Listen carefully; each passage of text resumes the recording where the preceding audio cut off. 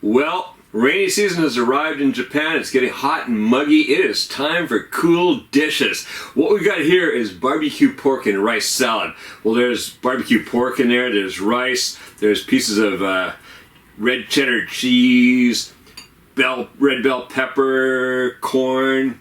It's just a really refreshing dish. A little bit of a dressing, and that's the kind of thing you want in summer. You know, you don't want hot dishes anymore. So this really easy to make too. Basically, the biggest thing is just cutting up the stuff ahead of time. A little bit of prep work, and that's it.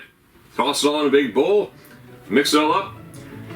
I like to chill it for a little while. You don't have to, and then you're ready to go. So let's go in the kitchen and make some of this right now.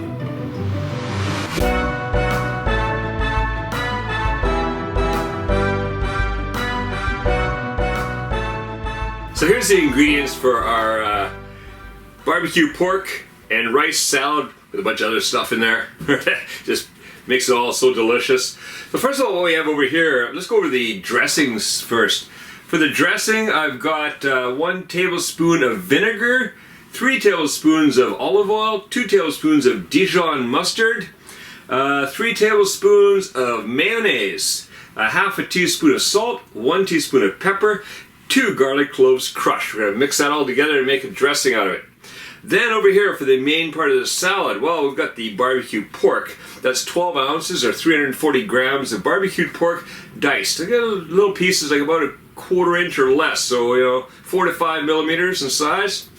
I've got here is 2.5 cups of cooked rice. Now it's good with any kind of rice actually. Like it's really good with a long grain rice. I don't get long grain here. I get the short grain Japanese rice. Works well with that too. Anything. Japanese rice is a bit stickier, but when you get the dressing in there, it'll all come apart, so that's not a problem. Up here I've got 4 ounces or 110 grams of red cheddar cheese. You can use any cheddar cheese. I find the red cheddar just shows up a bit more against the rice, and it's got a pretty good flavor. And again, I've diced that up in little pieces, about a 1/4 inch or less, a little under a 1/4 inch, so about 4 to 5 millimeters again. Then over here I've got 2 red bell peppers, chopped up kind of into pieces about that size. And then I've got here is 1 15-ounce can of corn, rinsed and drained. So first, let's make the dressing. I'll take a small bowl here. Let's just put the oil in there, and the vinegar, and then let's see, get that mustard in there. Alright, that's that in there. Let's get the mayo in there too. Everything just can go in at once. And just whisk it all together. Really easy to make. The most time spent is just chopping up the things that you need. The rest, it takes no time to put this together. Alright, salt and pepper. Gonna add in the garlic. And now, what I'm gonna do, grab a whisk and just start whisking this together. I'm going to whisk this until I see the oil has disappeared into the mayonnaise. Mayonnaise and the Dijon mustard act like an emulsifier. And they'll keep that oil from separating out of there. Alright, that's looking good. Put that aside. So now, I've got here a big wooden salad bowl. I haven't used this for a while. So I'll just put everything in here. In goes the rice. Yeah, a big ball of gooey Japanese rice. A little stuck together, but that'll come apart real quick. Let's toss in that corn. Now you can add also, if you want, if you like green peas. Sometimes it goes pretty nice in here. I couldn't do that. I would get shocked. My wife hates green peas, so you won't see green peas much in my cooking.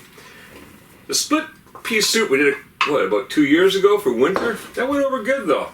And I never said it was peas. Alright, in goes all the salad ingredients. I'm just going to toss those around a little bit. Oops. Look at that. It's so colorful in there.